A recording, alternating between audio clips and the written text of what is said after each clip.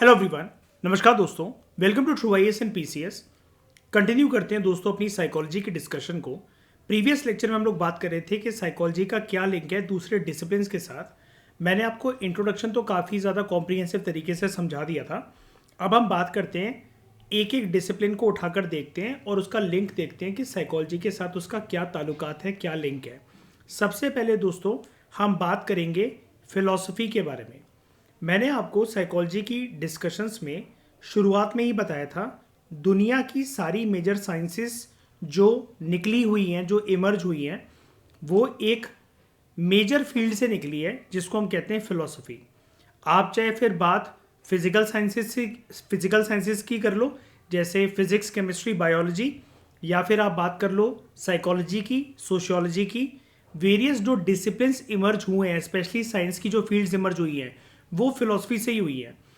अब आप मुझे बोलोगे कि सर चलो सोशियोलॉजी और साइकोलॉजी तो हमें समझ में आता है कि वो फिलॉसफी से डिराइव हो सकते हैं, लेकिन फिजिक्स, केमिस्ट्री और बायोलॉजी कैसे डिराइव हो सकते हैं?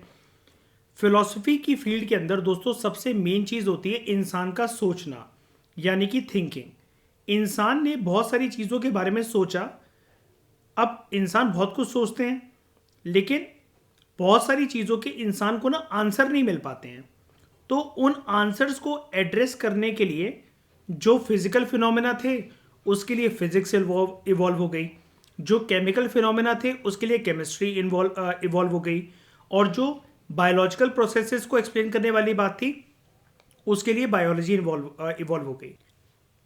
इस तरीके से हमें वेरियस फिजिकल साइंसेस का भी जो इवोल्यूशन है, उसकी जो इवोल्यूशनरी टेंडेंसी है, उसका लिंक, उसका ताल्लुकात हमें कहीं ना कहीं, उसका एक इवोल्यूशनरी हिस्ट्री आप कह लो, उसका एक इवोल्यूशनरी लिंक कह लो, वो कहीं ना कहीं हमें फिलॉसफी के साथ जुड़ा हुआ दिखता है।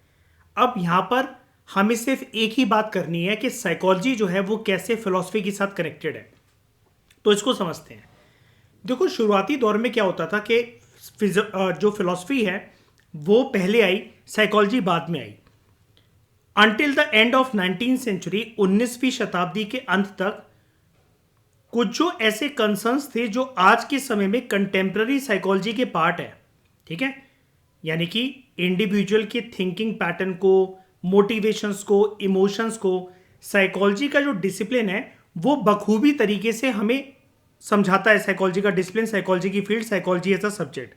लेकिन पहले जब बात आती थी कि हमारे माइंड का नेचर क्या है, या फिर जो इंसान होते हैं वो कैसे जान सकते हैं अपने वेरियस साइकोलॉजिकल प्रोसेसेस के बारे में, जैसे मोटिवेशंस और अपने इमोशंस, ये सारी चीज़ें पहले के ज़माने में until the end of 19th century ये फिलोसफर्स का काम हुआ करता था। फिलोसफर्स इसके बारे में सोचते थे। लेकिन मैंने आपको क्या बोला, वेरियस साइंसेस या वेरियस डिसिप्लिन्स जो फिलॉसफी से इमर्ज हुए हैं, उनके इमर्जेंस के पीछे मेन रीज़न यही है कि फिलोसफर्स या फिलॉसफी का डिसिप्लिन हर चीज़ के आंसर देने में असक्षम रहा है, असमर्थ रहा है। तो in the latter part of the 19th century कुछ जो साइकोलॉजिस्ट इमर्ज हुए, जैसे एक प्रोमिनेंट साइकोलॉजिस्ट आप जानते हो, हमने साइकोलॉजी की डिस्कशन में शुरुआत में इनका नाम पढ़ा था, विलियम वुंड। ये वो पर्सन थे जिन्होंने पहली साइकोलॉजिकल लेबोरेटरी जो है वो लिप्जिग नाम के शहर में, जर्मनी की कंट्री में खोली थी, है ना। तो विलियम वुंड और दूसरे जो साइकोलॉजिस्ट थे उन्होंने एक्सपेरिमेंटल अप्रोच को अपनाया इन क्वेश्चंस को एड्रेस करने के लिए, और उसी के साथ आज के समय में जैसा कि हम साइकोलॉजी के डिसिप्लिन को समझते हैं, जो कंटेम्प्रेरी साइकोलॉजी है वो इमर्ज हुई, ठीक है। यानी कि शुरुआती दौर में पहले इंसानों के दिमाग में ये वाली चीज़ आती थी कि ब्रेन तो चलो एक फिजिकल एंटिटी है, लेकिन ये माइंड क्या है। क्या अगर मैं अपना सर फाड़ कर ब्रेन को रख दूंगा और ब्रेन के चिथड़े चिथड़े करके अगर मैं देखूं, तो मेरे दिमाग में जिसकी भी छवि आती है, जो भी फीलिंग्स आती हैं, जो भी मेरे मोटिवेशंस हैं, इमोशंस हैं, क्या ब्रेन को चीड़ फाड़ कर मैं इस सब चीज़ों को समझ सकता हूं? तो आंसर था नहीं समझ सकते हम। तो फिर इंसान ना बड़ा कंफ्यूज होते थे कि हमें सपने क्यों आते हैं, सपने में हमें कुछ चेहरे क्यों दिखते हैं, हमें क्यों किसी के लिए कुछ फीलिंग्स फील होती हैं, हमारा क्यों कुछ किसी किसी सिचुएशंस के अंदर इमोशंस जो है हमारे इवोक होते हैं, हमें क्यों किसी के ऊपर गुस्सा आता है, किसी किसी सिचुएशंस में किसी के ऊपर प्यार आता है, ये प्यार क्या है, नफरत क्या है, भगवान होते भी है कि नहीं होते हैं, भगवान का पूरा कॉन्सेप्ट क्या है, हमें पॉजिटिविटी कैसे फील होती है, हमें नेगेटिविटी कैसे फील होती है। तो इंसान माइंड को लेकर और अपने इमोशंस को लेकर, मोटिवेशंस को लेकर, फीलिंग्स को लेकर बहुत सारी चीजें सोचा करते थे। और जब दूसरे इंसान उनको बताते थे कि भाई आज मैंने ऐसा सपना देखा, सामने वाला बता रहा है कि उसने वैसा सपना देखा, आज सामने वाला इंसान ये कह रहा है कि पता नहीं यार सब कुछ दिन में ठीक ठीक सा तो लग रहा है मुझे, लेकिन फिर भी मेरी जो गट फीलिंग है वो मुझे इस चीज की तरफ परस्यू कर रही है, मेरे अंदर से एक भावना निकल रही है, मैं उसकी तरफ अट्रैक्ट होते चले जा रहा हूं, मैं उससे दूर होते चले जा रहा हूं। तो इंसान ना आपस में जब वार्तालाप करते थे वो इन सब चीजों को समझा नहीं पाते थे। तो इसको समझाने के लिए फिलॉसफी से अलग होकर, फिलोसोफर से अलग होकर एक सेपरेट ब्रांच डेवलप हुई जिसको हम कहते हैं साइकोलॉजी, जिसको हम आज की तरीके से जैसे हम समझते हैं। और इसका जो आगमन हुआ दुनिया के अंदर, उसके पीछे क्रेडिट दिया जाता है विलियम वुंड को। और उन्होंने जर्मनी में लिप्जिग नाम के शहर के अंदर 1879 में जो पहली साइकोलॉजिकल लेबोरेटरी ओपन करी थी उसको, क्योंकि वहीं से फिर इंडिविजुअल के दिमाग को, ड्रीम्स को, फीलिंग्स को, इमोशंस को, मोटिवेशंस को, इन सबको इंपॉर्टेंस मिलने लगी।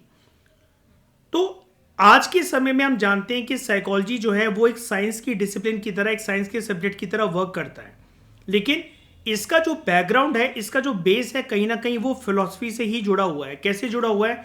क्योंकि ये जो सवाल थे कि भाई मैं कौन हूं, मेरा अस्तित्व क्या है, भगवान क्या है, प्यार क्या है, नफरत क्या है, मेरे अंदर जो ये भावनाएं आ रही हैं किसी को लेकर, मुझे गुस्सा आ रहा है, मुझे प्यार आ रहा है किसी पर, तो ये इसके पीछे रीजन क्या है, वो रीजन जो है कहीं ना कहीं वो तो साइकोलॉजी आपको दे देती है, एंड रिजल्ट आपको साइकोलॉजी प्रोवाइड करा देती है, क्योंकि हम यहां पर इंडिविजुअल को केंद्र बनाकर, इंडिविजुअल के ऊपर फोकस कर कर हम उसको स्टडी करते हैं। लेकिन ये जो सवाल हैं, ये जो सवालों की जो लहर है, ये फिलॉसफी का शुरू से पार्ट थी। और आज भी ये लिंक जो है, ये जो जितने डिसिप्लिन है ना दोस्तों, ऐसा नहीं कि इनके बीच में साइकोलॉजी और इसके बीच में, इन सारे डिसिप्लिन के बीच में computer science, medicine, law and criminology, philosophy, economics, political science, sociology, इन सब के बीच में लिंक खत्म हो गया है। ये लिंक बरकरार रहता है। लेकिन फिलहाल अगर हम बात करें साइकोलॉजी और फिलोसफी के लिंक की, तो being a philosopher, being a human, बड़े सारे सवाल जो आते हैं हमारे दिमाग के अंदर, जिसका हमारे पास कोई प्रिसाइज आंसर नहीं होता, जो इंसानों से कंसर्न होते हैं वो सवाल, इंसानों के दिमाग से, उनकी फीलिंग से जो कंसर्न होते हैं जो सवाल, उसका आंसर देने के लिए साइकोलॉजी की जो फील्ड है वो कहीं ना कहीं फिलॉसफी से इंस्पिरेशन लेते हुए आज भी इमर्ज होती रहती है, आज भी अपने आप को इवॉल्व करती रहती है साइकोलॉजी की फील्ड। उसके अंदर मॉडिफिकेशंस आते रहते हैं और नए नए साइकोलॉजिस्ट हर एक सेंचुरीज के अंदर, हर एक दशक के अंदर, हर एक डिकेड के अंदर, आने वाले सालों के अंदर अपनी नई नई थ्योरीज को इजाद करते रहते हैं।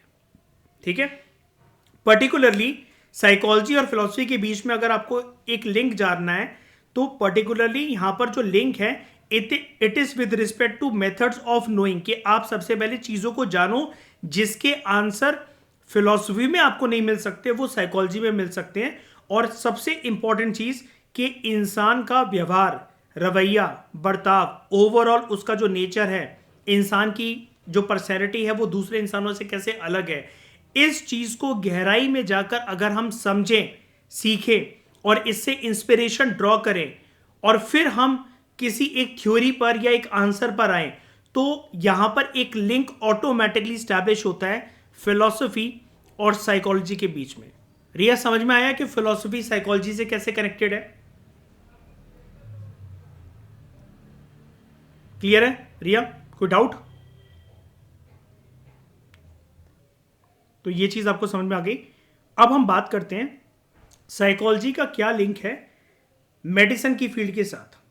आप इसको वैसे मेडिकल साइंस की फील्ड भी कह सकते हो। मेडिसिन मतलब प्रॉपर दवाइयों से लिंक, दवाइयों से तो चलो लिंक है ही, लेकिन हम इसको, जैसे यहां पर लिखा हुआ है मेडिसिन, तो आप इसको कल को अगर पेपर में कोई क्वेश्चन आ जाए यूपीएससी के साइकोलॉजी के ऑप्शन में, तो मेडिकल साइंस की जो फील्ड है और जो मेडिसिन है उसका आंसर यहीं पर आपको एक जैसा ही मिलेगा, ठीक है, या फिर anything with respect to doctors. तो यहां पर क्या लिंक है, देखो क्या होता है। इस टॉपिक की शुरुआत करवाने से पहले एक चीज बताता हूं मैं आपको। पहले ना हॉस्पिटल जो होते थे दुनिया भर में, वहाँ पर क्या होता था रिया कि साइकोलॉजिस्ट की कोई ज़्यादा नीड नहीं होती थी। साइकोलॉजी तो अभी रिसेंटली एक इमर्ज डिसिप्लिन है जिसको लगभग 100-150 साल हुए हैं और हमारे कंट्री में तो बहुत ही रिसेंट है। लेकिन क्या होता है कि जैसे किसी का कोई ऑपरेशन हुआ तो पर्सन को ना ये पता है कि भाई मेरा शरीर जो है चीरा गया है, फाड़ा गया है, उस पर टाँके लगे हैं, कोई भी बीमारी है, किसी को दिक्कत है, भाई हॉस्पिटल में जाकर वो जो नेगेटिविटी का जो माहौल होता है, सफ़ेद सफ़ेद कलर की बेडशीट पड़ी होती हैं, ऐसा लग रहा होता है कि शमशान घाट में आ गए हम यहाँ पर, और ये जो डॉक्टर्स के रूप में ये जो घूम रहे हैं, ये विक्रम बेताल घूम रहे हैं। तो इंसान आधा नर्वस तो हॉस्पिटल जाके ही हो जाता है। देखो पूरा खेल जो होता है किसी भी ऑपरेशन को करवाने से पहले, ऑपरेशन को करवाने के बाद, या हॉस्पिटल में किसी को कोई इंजेक्शन लग रहा है, लोग इंजेक्शंस लगवाने से डरते हैं, हॉस्पिटल का नाम सुनकर, डॉक्टर का नाम सुनकर कांप जाते हैं। तो पूरा जो खेल है वो कहीं ना कहीं मनोवैज्ञानिक स्तर पर है, इंसान के साथ जुड़ा हुआ। कि अगर कोई किसी के खून दिख जाए और आपको ये बोला जाए कि भाई आप डॉक्टर के पास जाना पड़ेगा, टाँके लगवाने पड़ेंगे, आपकी इंजेक्शन लगेगा या आपका ऑपरेशन होगा, तो इंसान की आधी आत्मा तो ये सुनकर ही निकल जाती है। अब यहाँ पर बहुत इंपॉर्टेंट एक रोल आता है साइकोलॉजिस्ट का। डॉक्टर्स क्या करेंगे, डॉक्टर्स दवाइयाँ दे देंगे, डॉक्टर्स इंजेक्शन लगा देंगे, डॉक्टर्स सर्जरी भी कर देंगे, लेकिन डॉक्टर्स जो हैं वो आपको वैसी मेंटल रिलीफ नहीं दे सकते जैसा एक साइकोलॉजिस्ट देगा। तो इसलिए हॉस्पिटल्स में आजकल, दुनिया भर के हॉस्पिटलों में साइकोलॉजी का एक प्रॉपर डिपार्टमेंट होता है, साइकोलॉजिस्ट होते हैं, एक से ज़्यादा भी हो सकता है लेकिन मिनिमम एक तो होना ही चाहिए, ताकि पेशेंट्स जो है ऑपरेशन से पहले और ऑपरेशन के बाद वो साइकोलॉजिस्ट को कंसल्ट कर सकें और साइकोलॉजिस्ट उनको मनोवैज्ञानिक स्तर पर थोड़ा सा रिलैक्सिंग फीलिंग दे सके। अदरवाइज लोगों का कोई खास इंटरेस्ट होता नहीं है कि मतलब वो किसी से बात करें ऑपरेशन के बाद या ऑपरेशन से पहले, क्योंकि वो घबराए हुए होते हैं। और यहाँ पर बात मतलब इंटरेस्ट की भी नहीं है, दिलचस्पी तो किसी को क्या ही होगी ऑपरेशन करवाने में, लोग तो यही चाहेंगे कि हमारा कुछ भी ना हो। लेकिन यहाँ पर मैं बात कर रहा हूँ उन पेशेंट की जिनको डॉक्टर ने बोल दिया कि अब आपको इस बीमारी के साथ लगातार जीना पड़ेगा, जैसे एड्स हो गया, डायबिटीज़ हो गई, जिसका एक प्रॉपर तरीके से कोई इलाज नहीं है, या भगवान ना करे किसी के साथ ऐसा हो, may not God do so, कि किसी ने एक्सीडेंट में अपना पैर गंवा दिया, अपने हाथ गंवा दिए, या किसी के कुछ लंबे समय का कुछ लॉस हो गया बॉडी पार्ट, तो वहाँ पर इंसान का जीना मुश्किल ना हो जाए, यहाँ पर एक साइकोलॉजी का और एक साइकोलॉजिस्ट का रोल जो होता है वो बहुत अहम भूमिका निभाता है। तो ये लिंक है मेडिसिन का या मेडिकल साइंस की फील्ड का, या डॉक्टर्स जो हैं वो ऑपरेशन कर रहे हैं उसके बाद साइकोलॉजिस्ट का, या उससे पहले ऑपरेशन से पहले साइकोलॉजिस्ट का क्या रोल है पेशेंट्स को रिलैक्सिंग एक फीलिंग देने में, ठीक है। तो डॉक्टर्स ने ये रियलाइज करा है रिसेंटली कुछ ईयर्स के अंदर, वो जो डॉक्टर्स होते हैं वो एक मैक्सिम का इस्तेमाल करते हैं। दोस्तों मैक्सिम का मतलब क्या होता है, अगर आपको ये पता नहीं है तो मैक्सिम कहा जाता है, हिंदी में आप कहते हो ना कि एक कहावत है। मैक्सिम का मतलब होता है कहावत, ठीक है, कैसा कहा जाता है, जैसे आप बोलते हो ना कहावत। डॉक्टर्स ये बोलते हैं हेल्दी बॉडी जो है उसके लिए हमें आवश्यकता होती है एक हेल्दी माइंड की, या फिर हम कहते हैं कि हेल्दी बॉडी जो होती है वो कहीं ना कहीं लिंक्ड है हेल्दी माइंड के साथ। अगर आपका माइंड हेल्दी है तो आपकी बॉडी भी हेल्दी है। हमने पढ़ा था शुरुआती दौर में, इसके चैप्टर के अंदर एक डिस्कशन करी थी हमने, जहाँ पर मैंने आपको ये बताया था कि कैसे आपकी फिजियोलॉजी, आपकी यानी कि बॉडी साइकोलॉजी के साथ कनेक्टेड है ना। अगर आप मेंटली वीक हो, अगर आपके अंदर किसी चीज़ का कोई उत्साह नहीं है, या आप नर्वस हो, या आप रो रहे हो, तो वो तो आपके अंदर जितनी फीलिंग्स है रोने की, या फिर आपका मोटिवेशन लो हो रखा है, या फिर आप लो सा फील कर रहे हो, ये तो सब कुछ मेंटल गेम है। लेकिन इसका इम्पैक्ट आपके शरीर पर निकलता है, और शरीर अगर अस्वस्थ है तो दिमाग को बार बार ये हिंट मिलती है कि भाई तू तो बीमार है, तू बीमार है, अब तो तेरा ऑपरेशन हो गया, अब तो तेरा ये बॉडी पार्ट का लॉस हो गया, अब तेरा जीवन कैसे कटेगा। तो माइंड का और बॉडी का बहुत गहरा ताल्लुकात है। बॉडी अगर आपकी डामाडोल हो भी जाए, लेकिन अगर आपके माइंड में इंट्रिंसिक मोटिवेशन है, मतलब माइंड के बहुत सारे डायमेंशंस होते हैं, बहुत सारी चीज़ें होती हैं माइंड के अंदर। मैं एक एग्जांपल दे रहा हूँ कि अगर आपके माइंड के अंदर इंट्रिंसिक मोटिवेशन है, अंदर से आपके जज्बा है, बाहर से आपको कोई मोटिवेट नहीं कर रहा, आपके अंदर से आपके सीने से खुद आग लग रही है किसी चीज़ को लेकर, तो आपने ये भी देखा होगा कि जो डिसेबल्ड लोग होते हैं वो भी लाइफ में बहुत आगे कुछ कर जाते हैं। और कुछ लोग ऐसे होते हैं जिनका हल्का सा कोई एक लॉस हो जाता है या ऑपरेशन हो जाता है और वो पूरी ज़िंदगी उसी को रीज़न बनाकर चलते रहते हैं, यार मेरे तो टांके लगे थे, मेरे साथ तो अभी ये दिक्कत हुई थी, मेरा तो पैर फ्रैक्चर है। इंसान रीज़न देने पे तो बहुत सारे रीज़न दे सकता है, क्योंकि बॉडी को देखते हुए माइंड को ऑटोमेटिकली सिग्नल मिलता है कि बॉडी अगर कहीं से भी खराब हो गई है तो माइंड कह देता है कि भाई तू वीक है।